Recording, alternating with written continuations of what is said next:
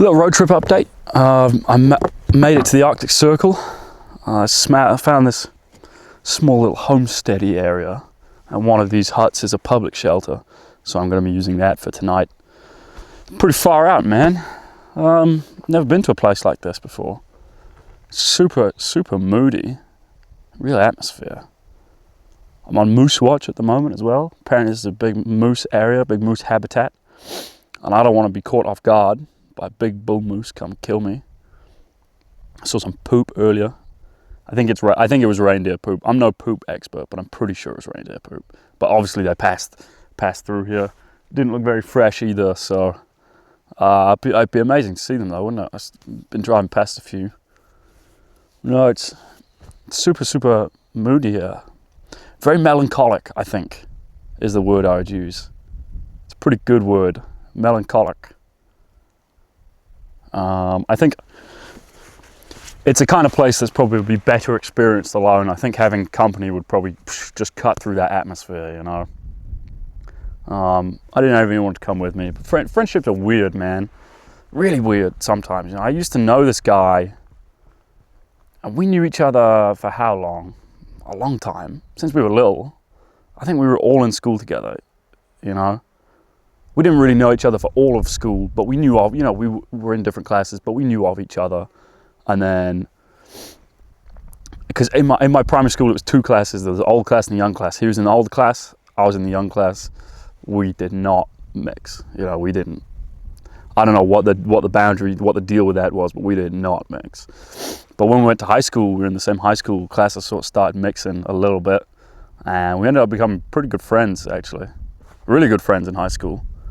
We lived pretty close to each other, a few houses down the road, so we were always around each other. So 2016, 2017, I guess, was when we hit our peak friendship. We pretty much spent those whole 2 summers together with a couple other guys, you know, we didn't even drink really at that time, which was weird. We just sort of screwed around a lot. I remember this one time, I think it was summer 2016, we wanted to make a film. You know, we wanted to be directors, so we did zero planning. No story, no script, no writing, no mood board or anything. We just showed up with a couple of our favorite props and just start recording shit. We did it in our local woods. We lived by woods, so on the way to the woods, one of the guys we were with, he was a bit of a nutter.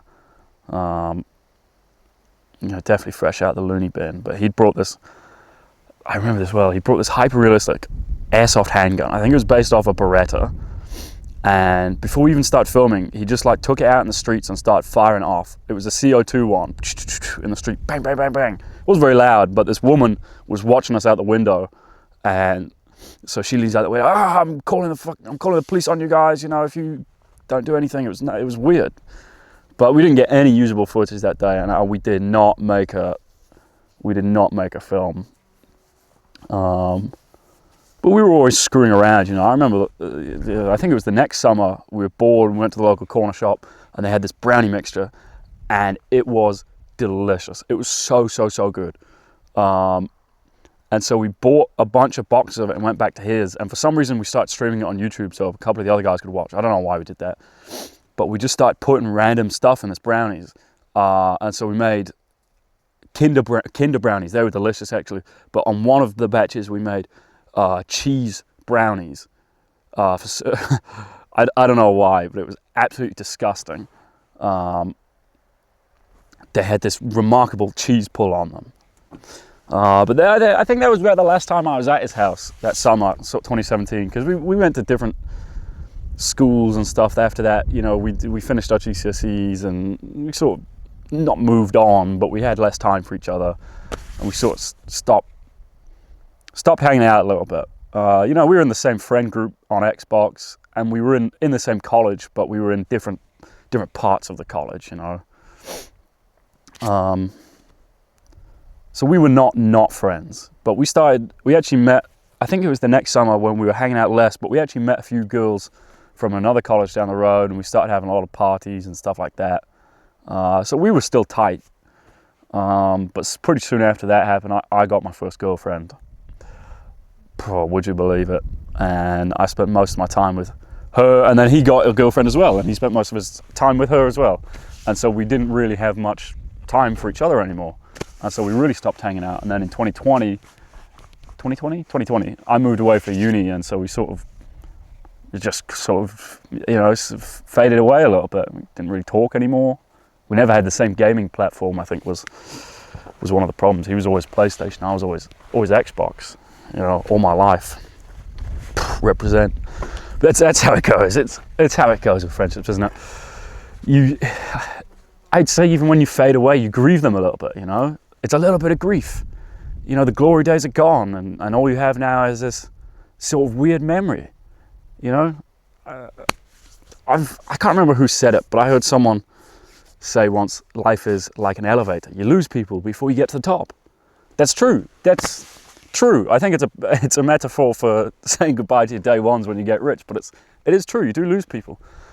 Even if the top is just getting to normal life, if you consider your personal peak, getting a family, getting a girlfriend, a house, pets, whatever, you lose people on the way. And there's nothing you can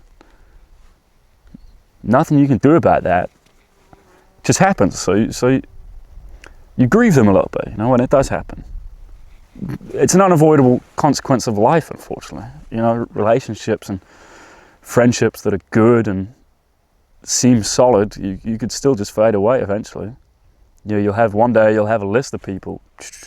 You can go down the list, blah, blah, blah, blah. And you'll say, yeah, I considered this guy my closest friend at one point, and now I haven't spoken to him in 10 years. I considered this guy, he was on the council, he was part of my confidants, but we haven't spoken in years. But on the other hand, you can always reach out, and I would say, I think you should reach out. I think, sometimes I think you should. Sometimes it's not because you weren't compatible. You just faded away. But if things change, you can still maximize the time again. I used to just call my friends up to run errands because it was the only time I got to spend with them. It was great. Walk the dog. All right, mate, just gonna walk the dog. You come with? Yeah, mate. I'll see you now. It was always nice. Obviously the big plans are great. But even stuff like that. Like going to university, man, going out on the weekends, man, that was a mandatory. But I always preferred the prees. I had the biggest flat in university, just by sheer coincidence. We all paid the same, but mine was the biggest. And so all the guys would come around to mine.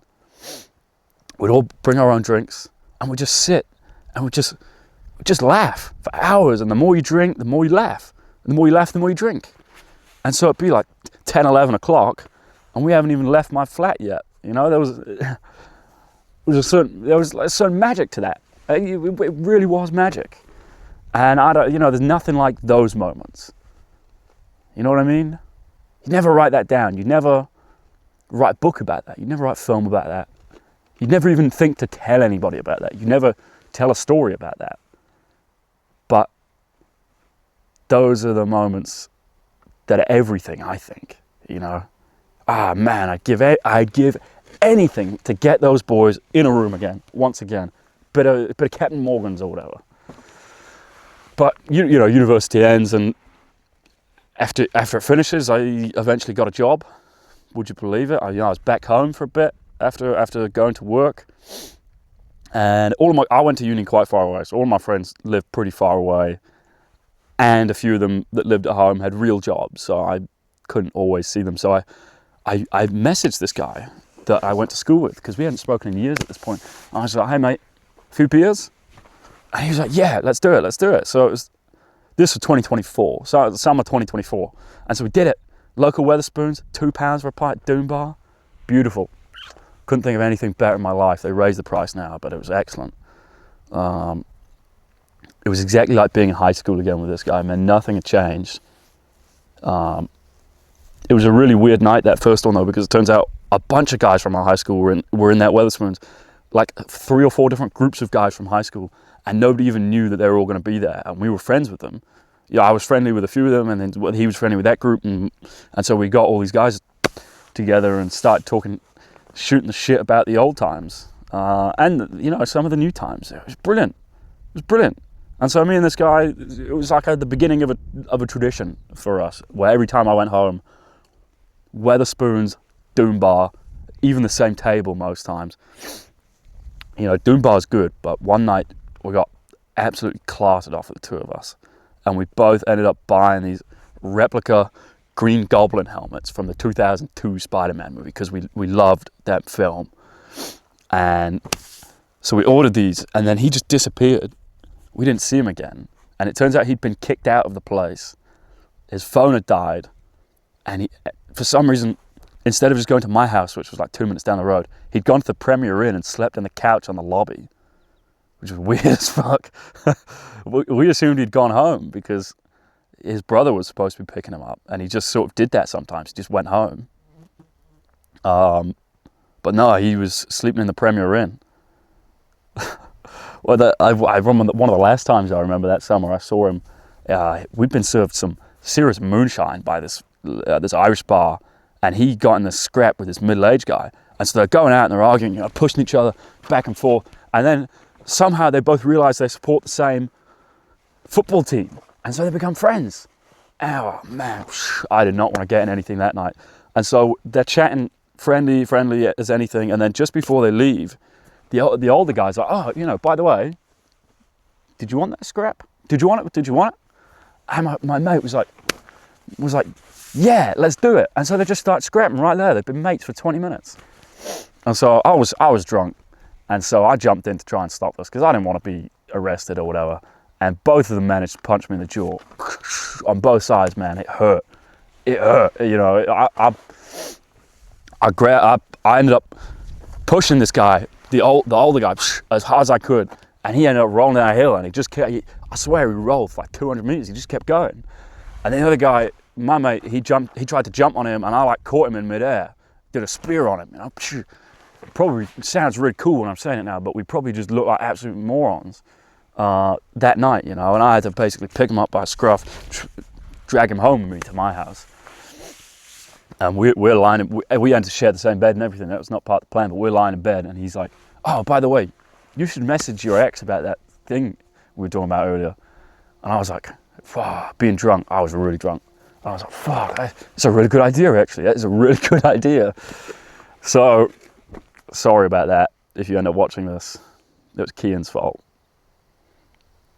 But, you know, we saw each other a good few times. We were both single. We were both the same age, both had jobs. We never did a two-man, actually, weirdly enough, being single, but he had a way with the ladies. Seriously, I don't know what it was. He described himself as a man-slag. He just loved women, and they loved him. You know, if I had Bumble, I'd have to talk, any girl I was talking to on Bumble within a 50-mile radius, I'd have to ask, by the way, have you dated this guy, you know? So I'd say it was about 50% of the time, it was a yes. But eventually, the summer ended. I went back to work, and I went traveling, as a young man does. It was a really good summer, though. It was really good to be friends again. But that's the best kind of friendship, I think, isn't it? You know, you can go apart, years, you know, separated by land and longitude, and then you come back to each other, and it's like no time has passed at all. Nothing's changed. You know, the dynamic is still the same. It's still brilliant. You know, you still getting into trouble. You still find middle-aged dudes. You still having the police called on you. You know, stuff he was great for stuff that you'd be afraid to do alone, but not this time, because I've got my mate with me, you know, and he's smiling, and now I'm smiling, and we're about to do this stupid thing together. It's brilliant. So I'm all for messaging these people. You know, you look down your list of the confidants, message them, reach out to them. You know, you never know what position someone's in. You never know what someone needs. You know, people talk about, everything happens for a reason. They leave it up to the universe and all that shite. But you know, why? Why does everything happen for a reason? Fuck off. Sometimes the reason that this thing's happening is because I wanted it to happen. So I reached out to you. You know, I'm not leaving this shit to the universe. Well, what? Because I wanted to. That's my reason. You know, because I missed him. He was a real good pal. That's a pretty good reason, I think. If that's not good enough, if that's not a good enough reason to defy the universe, I don't know what is. But yeah, we were friends again. God, I couldn't have wished for it to go on better. You know, couldn't have wished for it to go on better. But yeah, after I'd gone back to work, and then after I came home from work again, I was only home for like 2 days or something, and I went traveling, and I ended up in Busan in Korea. And like a couple of days before I got to Busan, he was messaging me being like, mate, you need to buy Battlefield 6 and hop on with the boys. And so being a caring friend, being a kind friend, and having him come to me and say, please buy this game so we can play together, I told him, mate, go fist yourself. I'm not spending £60 on that. You know, I'm in Busan. It was Friday night. I'm in Busan now. I didn't buy it. I'm in an Airbnb on the 13th floor. I'm watching House Empty with this girl I've met. It's the middle of the night, and I get this text from my friend back home, and I get this text from another friend about this friend, and he'd killed himself. It was tragic. I just immediately like got up and left the room, getting on the phone, calling anybody I could to like verify it was true, you know, hoping it was just a joke. And then I had to start telling some people. All my family knew him. You know, my parents loved him. Some of our other friends who knew him wouldn't have known. And so I was in that hallway for like hours, just calling people and be like, you know, hours I was in that hallway, and I just couldn't. Once I'd finished, once I told everybody, once I'd found out it was real, I just couldn't go back inside to that Airbnb. I actually been there 3 hours. All these Korean delivery drivers just like giving me weird looks. I couldn't even move my arm anymore. It was stuck, and I just couldn't open the door to that B&B because if I went inside, it felt like it was real. You know, it was crossing the threshold. Right, there's no going back out this door now, and so I you know, eventually, okay, I did go inside, and obviously I couldn't sleep, and so I just, for hours, was writing my journal about this guy by the window, literally by moonlight, actually. Eventually the sun came up, and it was a brand new day, and credit to the girl that I was with, she stuck around. I was totally paralyzed. I couldn't think of anything. I couldn't do anything. I couldn't decide if I wanted to eat or drink or anything, and she looked after me for the day and took me out, and you know, it was really, really weird. Properly paralyzed. I was being very avoidant of it as well. You know, I was trying to decide other things, and she was trying to bring me back into it and trying to say, you know, you got to deal with this. You got to think about this. And I was like, I don't want to deal with this. I've got to think about other things right now. And probably in the moment, I actually hated her for it a little bit. You know, I desperately didn't want to think about it. I didn't want to face, okay, now I've got to, you know, there's going to be a funeral. I've got to go home. There's going to be a funeral. I can't think about that right now. And so I really, in that moment, hated her. But I stayed an extra week because I'd already booked the flights to my next location. So I left Busan, and the next place I went to was Sapporo in Japan. And from there, I went home afterwards. But I was in Sapporo for a week because I couldn't get good flights until the end of the week, and I knew the funeral.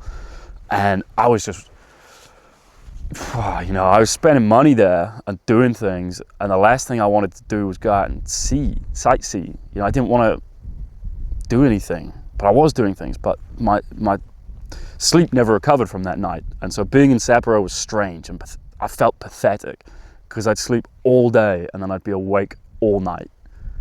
And you know, when I think about it now, I feel like I only saw Sapporo when it was dark. When I landed, I got the train in the rain at night.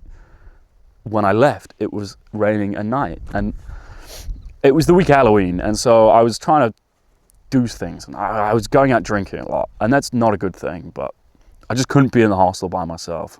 It wasn't even a social hostel. I was totally by myself. It was even, like, there wasn't even a window in my room, so it was even dark in my room. The lights were never on, except the small one by my bed. So it was just like, it was totally depressing. And so I ended up making friends with a bartender locally and spending the week wallowing by myself. You know, I wouldn't come home till 6. I wouldn't come back to the hostel till 6 a.m. every day, and then I'd sleep till 4 p.m. And then I'd go out, order something, or go to 7-Eleven, get some cheap dinner, and then go back to bed until the bar opened at 9. And it rained pretty much every day that week, from what I remember. So my time in Hokkaido was a little miserable. I was doing my best to keep my mind off of things and go out and have fun anyway. I just couldn't do it. Yeah, I just couldn't do it. I left the day after Halloween, I think, and I had about 3 hours sleep. And I had to trek back. I remember it was raining, it was miserable. The whole thing was strange, and I felt oppressed. I had this oppressive sadness in me, and I couldn't do anything about it. And I realized when I was leaving that in the whole week, I hadn't even thought about my friend once. And so I got on my flight, and I had a 2-day stopover in Osaka, and I totally wasted that time doing the same thing, awake all night, asleep all day. I just couldn't even bring myself to go outside this time. There was a 7-Eleven right across the road from my hostel, and so I'd go, wake up at 6 p.m. or whatever, go load up on chocolate and watch films all night in the hostel. So I didn't see anything. It was a total waste of time. But in those few days, the funeral date was announced, and it was just bizarre. It was like, I felt almost like an observer of my own life, you know. I was on autopilot. My body was doing things, but my mind was working on something else, you know. It wasn't controlling my body was just doing things. And so I caught my flight back home, you know, eventually. And when I landed, weirdly enough, because of the time difference, I just went into the best sleep schedule I've ever had by jet lag. I was asleep by 10 p.m. and awake and out the house by 6 a.m. And it was terrible. It was terrible. It was wrong. I was full of grief and depression, and everyone thinks that depression is sleeping all day and eating like shit. But there I was out at 6 a.m. in the gym. Then I'd go climbing, and I felt guilty. You know, I felt like I shouldn't be being healthy. But I went to go book some time abroad before the funeral with my family, to go see my family, distract myself just a little bit longer, you know, just run out the clock a little bit more. But eventually the clock ran out. I had to attend the funeral, and it was I went to the wake the night before. It was the first time I'd been back in his house since we made those cheese brownies. Except now, here my friend was in a box in the living room. The funeral was the next day. It was my first ever funeral. I'm not a huge crier, but that day it was just like Niagara Falls, you know. And then when we went to the burial, it was a tiny village it was in, and I realized that I was worrying about parking, and I felt ridiculous. You know, I was outside this church, and everything that was going on, you know, we were burying this guy, and all I could worry about in that moment was the parking. I felt insane. And so, you know, it happened, and afterwards we got a few of the guys from high school, and we went to the same Wetherspoons that we used to go to, and we ordered the same beer, and we just went to bed early. But whenever I do these things now, the silence of this kind of place especially brings me back to thinking about him, because he'd have loved this. It's very Red Dead Redemption, this location, and he loved that, man. That was right up his street. You know, you gotta value your friends. You gotta value your friends.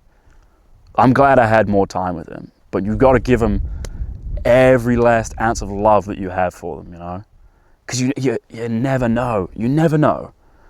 You know, you can't wait until it's too late, and all of a sudden you're writing it on a box.